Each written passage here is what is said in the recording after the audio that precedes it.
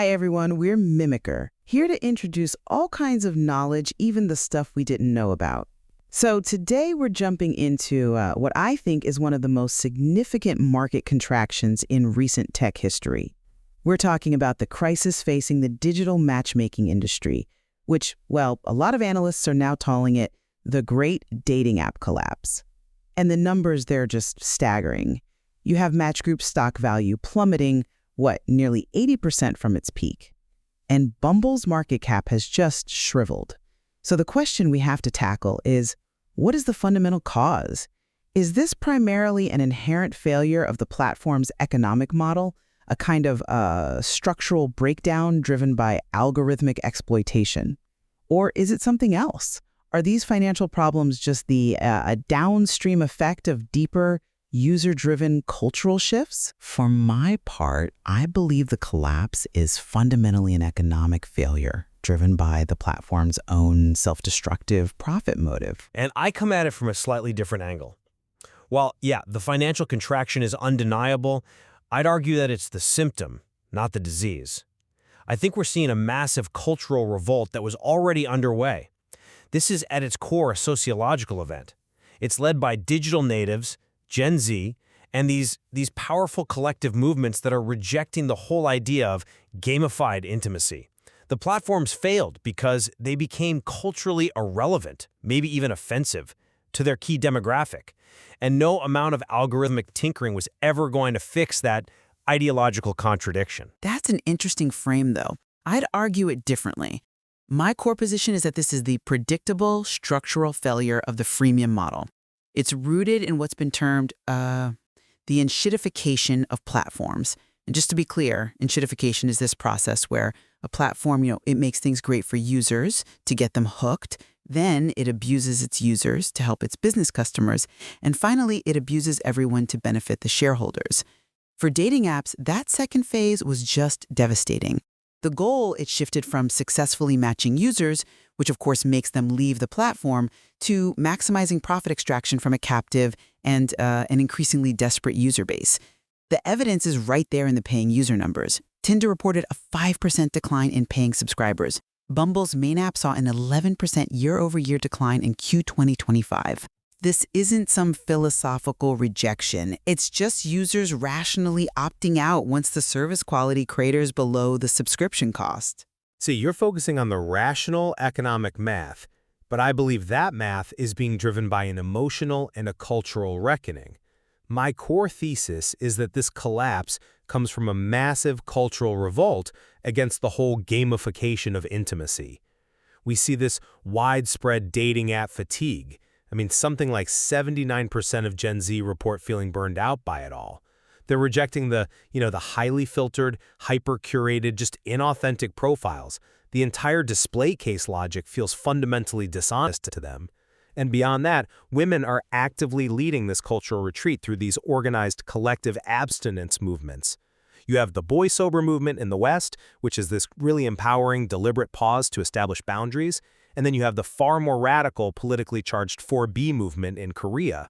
The essential shift here is that the market has completely devalued the optionality of an endless digital catalog and is now instead paying a premium for the certainty of real physical interaction. I see why you emphasize the cultural side, because the feeling of burnout is absolutely real. But I'd argue that very feeling of alienation is financially manufactured. The fatigue isn't a philosophical rejection of screens. It's a rational response to being structurally exploited by the platform's algorithm. Let's focus on the primary mechanism of decay here, extraction. Specifically, algorithmic rationing. The core issue is in that phase 2 of Enshittification, where the platforms basically leverage their network effects to coerce users. Once the user base hit critical mass, the algorithms were tweaked. They were optimized not for your success, but for maximizing your retention time and maximizing the average revenue per paying user, or ARPP.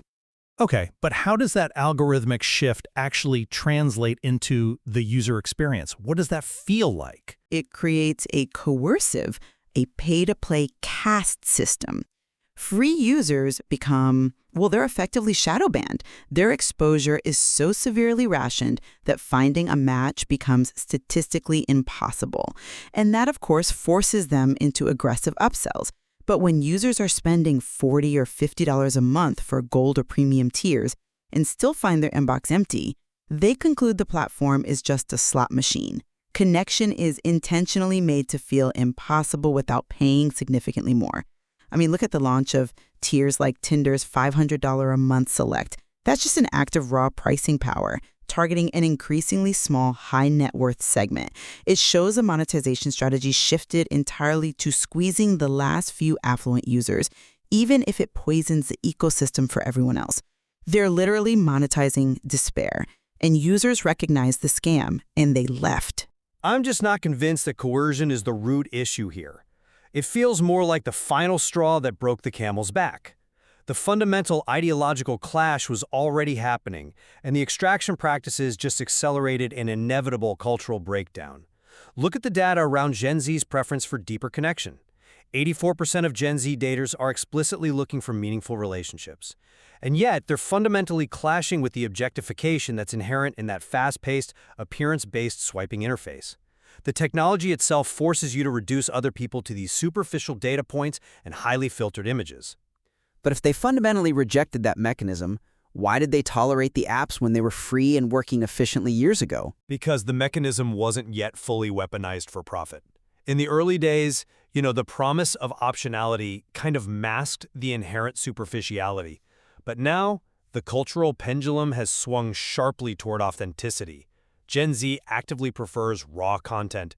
They're rejecting the performance that's required to succeed on these apps. When the degradation of the dating experience leads to the degradation of the user's humanity, making interaction feel transactional and superficial, the business model just can't survive, regardless of its pricing. The platform failure is fundamentally a failure to respect the user's emotional needs, a need that runs much deeper than their wallet. That desire for authenticity is compelling, but the degradation is so intrinsically linked to the financial imperative. And we see this play out in the profound social polarization the platforms have created. I want to highlight the gendered impact for a second, because it really illustrates the algorithmic outcome of optimizing for attention. The architecture of these apps creates a classic winner-take-all matching gap. Data consistently shows women receive, on average, 3 to 5 times the number of matches compared to men.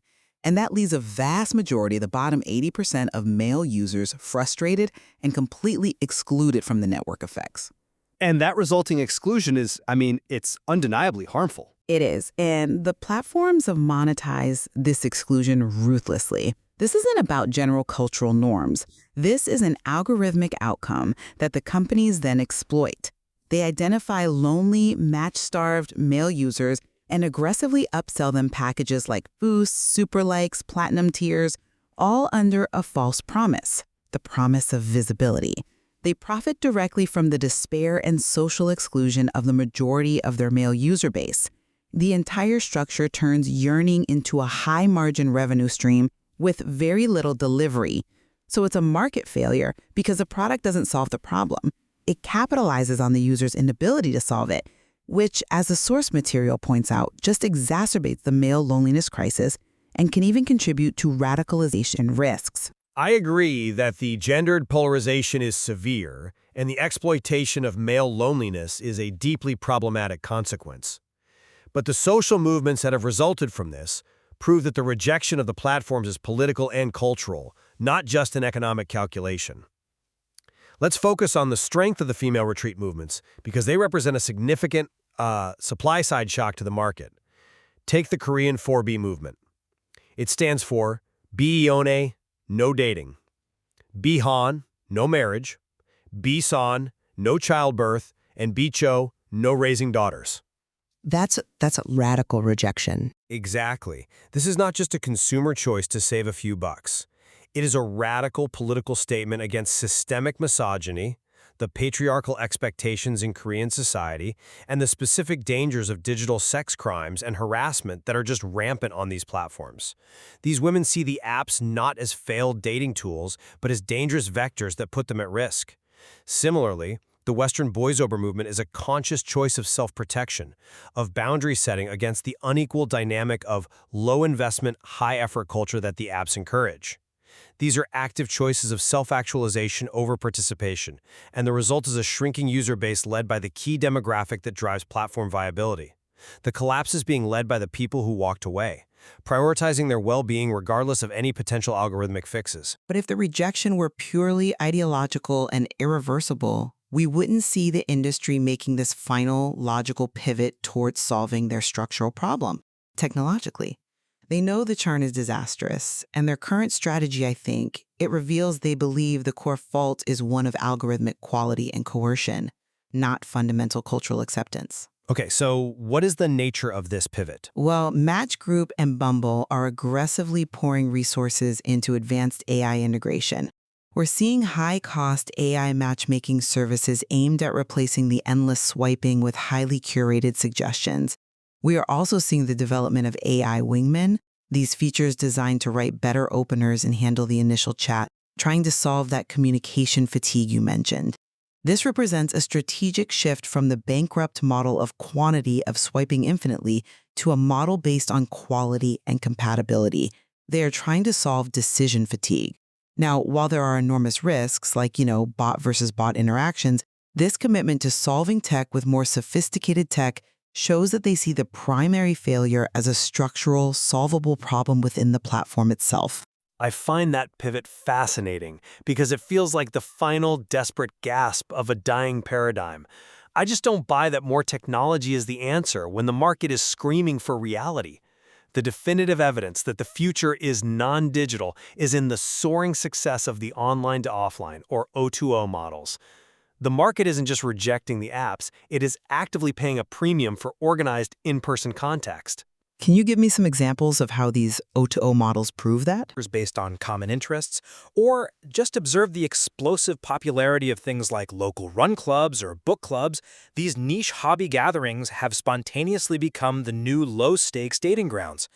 These models succeed because they monetize the context and the certainty of the meeting rather than just monetizing access to profiles. Users are consistently willing to pay, $10 to $15 for a time-left ticket because the product is the guarantee of sitting down with a group of people, whereas they refuse to pay $30 for Tinder Gold for the mere chance of being seen. The risk calculation is completely different. And the quick uptake of that quirky pair ring experiment, where people wear a simple ring to signal they're single and open to meeting, that just highlights this profound market demand for physical, immediate signaling that bypasses the digital gatekeepers entirely. That's a powerful counterpoint, and the success of O2O is undeniable. But I still maintain that the swift, almost panicked shift toward the O2O model was a direct late-stage reaction to the prior economic failures. The enshittification codified through that aggressive, coercive extraction of revenue, that was the critical, actionable driver of decline. The cultural shifts you cite, the fatigue, the burnout, the desire for authenticity, these were all rational human reactions to being treated like wallets instead of people. The industry failed because it violated the fundamental contract of trust, prioritizing short-term shareholder value over the long-term success of its users. And I would reaffirm that the deep-seated cultural shifts were always going to collide with the platform's methodology. The Gen Z desire for authenticity, the collective rejection of gamification, and the rise of politically motivated movements like 4B demonstrate that the original dating app concept was structurally incompatible with human nature in the long run. The technology created a sense of alienation and superficiality, and the aggressive extraction policies just hastened that inevitable cultural rejection. The movement back to physical co-presence, it's a cultural renaissance where authenticity has replaced optimization as the core currency of connection. So we're left with a consensus that the collapse really resulted from a vicious cycle, financial extraction driving cultural rejection, which in turn just justified more extraction. Right.